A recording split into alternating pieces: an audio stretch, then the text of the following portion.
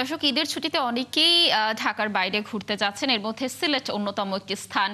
সিলেটে পর্যটকদের আনাগোনার খবর জানাবো। আমাদের সহকর্মী হোসাইন আহমেদ সুজাত রয়েছে, আমরা যুক্ত হচ্ছি তার সাথে। সুজাত, ঈদ মোবারক।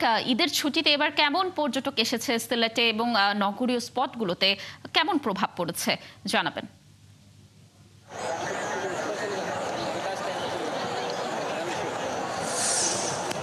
লাবণী, দেখুন এই মুহূর্তে আছি আমি প্রকৃতি কন্যা সিলেটের জাফলং, এবং এক কথায় জাফলং এই মুহূর্তে পর্যটকের আগমনে কিন্তু একেবারেই লুকে লুকারণ্য। আমি যদি একটু জাফলংয়ের চিত্রটা যদি আপনাকে একটু দেখানোর চেষ্টা করি, আমি ঠিক জাফলংয়ের যে মেইন যে স্পট আছে জিরো পয়েন্ট, সেই জিরো পয়েন্টে এই মুহূর্তে আসলে কয়েক হাজার পর্যটকের আগমন এখানে ঘটেছে।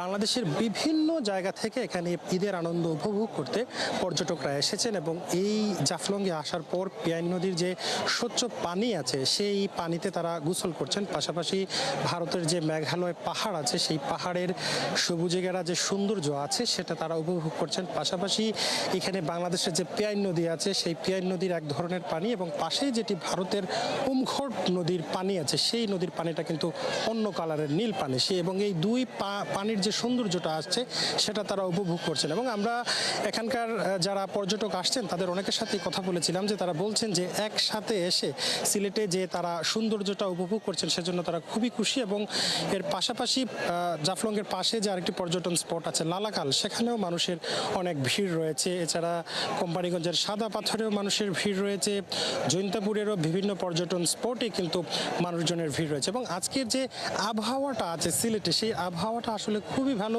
গরমও না আবার শীতও না, তার সাথে পাহাড়ের মৃদু বাতাস রয়েছে, সেই বাতাসের সাথে এবং পানির সাথে মানুষজন মিশছেন, বাতাসের যেভাবে উপভোগ করছেন ঠিক সেভাবে গাটা পানিতে ভিজিয়ে যে স্বচ্ছ জলের যে শীতল অনুভূতিটা আছে সেটি নিচ্ছেন। এবং পর্যটকরা এক কথায় বলতে গেলে ঘন সবুজের মাঝে হারিয়ে যাচ্ছেন। এবং নিরাপত্তার বিষয়টা যদি আপনাকে আমি বলি, যে আমরা এখানে আসলে যেহেতু সীমান্ত এলাকা, সেই সীমান্ত এলাকায় বিজিবির নিরাপত্তা রয়েছে যাতে সীমান্তকে অতিক্রম করতে না পারে, সেজন্য বিজিবি সতর্ক রয়েছে।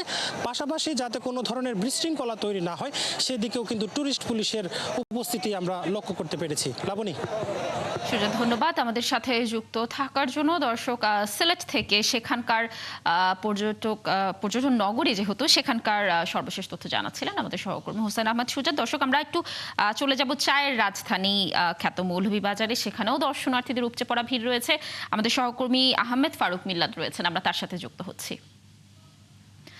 মিলাদ, ঈদের তৃতীয় দিন আজ কেমন উচ্ছ্বাস দেখছেন পর্যটক ও দর্শনার্থীদের মাঝে? হোটেল মোটেলগুলোর তথ্য একটু জানবো, নিরাপত্তা ব্যবস্থা কেমন দেখছেন এই বিষয়েও একটু বলবেন।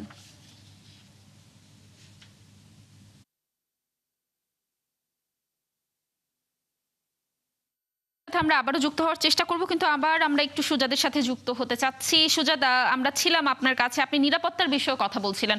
নিরাপত্তার বিষয়ে আরো একটু তথ্য জানবো আপনার কাছে।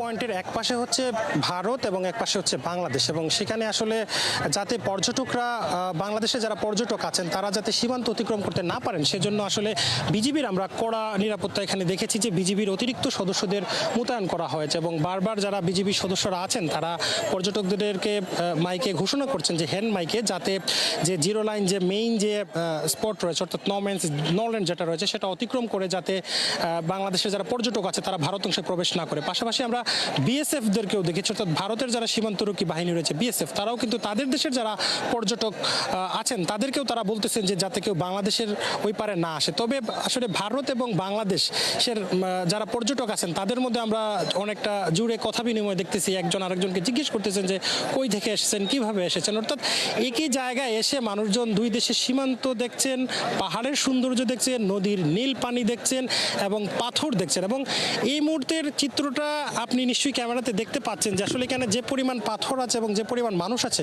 মনে হচ্ছে যে একটি পাথরের সাথে একজন মানুষ আছে এবং অদ্ভুত সুন্দর একটা আবহাওয়া সেখানে লক্ষ্য করা যাচ্ছে। হালকা রোদ রয়েছে, তার সাথে বাতাস রয়েছে এবং তার সাথে পাহাড়ের যে সৌন্দর্য আছে সেটিও কিন্তু চোখের সামনে ভেসে উঠেছে। মনে হচ্ছে যেন শিল্পীর আঁকা একটা ছবি আমাদের সামনে ভেসে উঠছে এবং সৌন্দর্যটা আসলে এক কথায় বলার মতো না। তবে সময় যত যাচ্ছে ততই কিন্তু পর্যটকের সংখ্যা বাড়ছে এবং আমরা আসার পথে দেখছি যে জাফলংয়ে প্রবেশ করার পর এখানের জাফলং তামাবিল রোড থেকে শুরু করে জিরো পয়েন্ট পর্যন্ত যে সড়ক রয়েছে দীর্ঘ প্রায় 7 কিলোমিটারের, সেই দীর্ঘ 7 কিলোমিটার পর্যন্ত কিন্তু দীর্ঘ যানজট ছিল এবং পর্যটকরা অনেক পর্যটক কিন্তু গাড়ি নিয়ে তারা মেইন স্পটে আসতে পারেনি। 5-7 কিলোমিটার হেঁটে হেঁটে কিন্তু পর্যটকরা জাফলংয়ে আসছেন সেই সৌন্দর্যটা উপভোগ করতে এবং আসার পর তাদের যে ক্লান্তিটা ছিল, যখন তারা এসে এই পিয়াইন নদীর স্বচ্ছ পানির সাথে যখন গা ভাসিয়েছেন, গোসল করেছেন, তখন কিন্তু তারা তাদের সেই ক্লান্তিটা ভুলে গেছেন এবং সময় যত যাচ্ছে ততই কিন্তু পর্যটকের সংখ্যা এই জাফলংয়ে বেড়ে যাচ্ছে।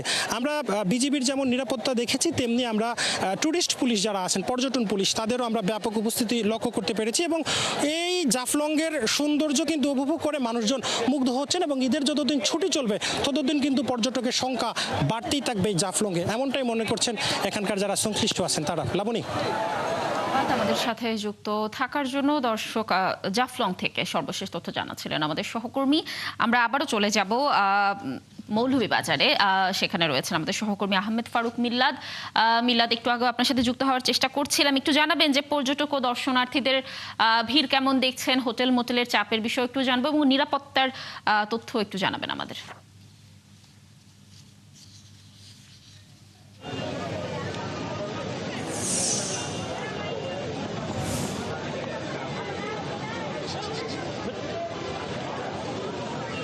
লাবণী, আপনাকে ধন্যবাদ। আসলে যে আজকে ঈদের তৃতীয় দিন চলছে এবং চায়ের রাজধানী খ্যাত মৌলভীবাজারে আমি শ্রীমঙ্গলে দাঁড়িয়ে আছি। হয়তো আপনি আমার পিছনটা দেখতে পাচ্ছেন, এটা বৌদ্ধভূমি 71 বলে প্রচুর সংখ্যক দর্শনার্থী এবং পর্যটকরা এসেছেন।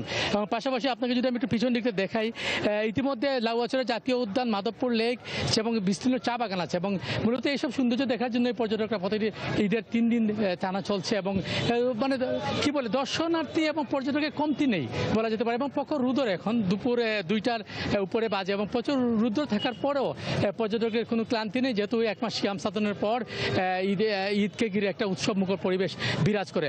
পাশাপাশি আপনি যেটা জানিয়ে রাখি সেটি হচ্ছে ইতিমধ্যে হোটেল রিসোর্টগুলোতে প্রায় 70% বুকিং হয়ে গেছে এবং যারা পর্যটকরা আসছেন বিদেশে বিভিন্ন জায়গা থেকে, তারা মোটামুটি স্বাচ্ছন্দ্যে তারা ভ্রমণ করছে এবং কিছুটা যানজটের বিষয় আছে, সেটা নিয়ে তাদের একটু ক্ষোভ আছে। এবং পাশাপাশি যদি আপনাকে বলি সেটি হচ্ছে যে ইতিমধ্যে বিশেষ করে র্যাব বলেন, পুলিশ, টুরিস্ট পুলিশ এবং যারা আইন শৃঙ্খলার সাথে জড়িত আছেন, তারা মোটামুটি যাতে পর্যটকের নির্বিঘ্নে যাতে যাতায়াত করতে পারেন, হোটেল থাকতে পারেন, মোটামুটি সব দিকই তারা দেখছেন। পাশাপাশি আপনাকে জানিয়ে রাখি সেটি হচ্ছে, আপনি জানেন যে যেহেতু লাউয়াছড়া জাতীয় উদ্যান একটি অন্যতম রেইন ফরেস্ট এলাকা, ফলে জাতীয় উদ্যানে ভিড়টাই বেশি থাকে এবং এই বৌদ্ধভূমি এলাকা যেটা আমি দাঁড়িয়ে আছি সেটাতে একটু সকাল থেকে 10টার পর থেকে। মিল্লাদ, ধন্যবাদ আমাদের সাথে যুক্ত থাকার জন্য। দর্শক, মৌলভীবাজার থেকে সেখানে বিনোদন কেন্দ্রগুলো সর্বশেষ তথ্য জানাচ্ছিলেন আমাদের সহকর্মী।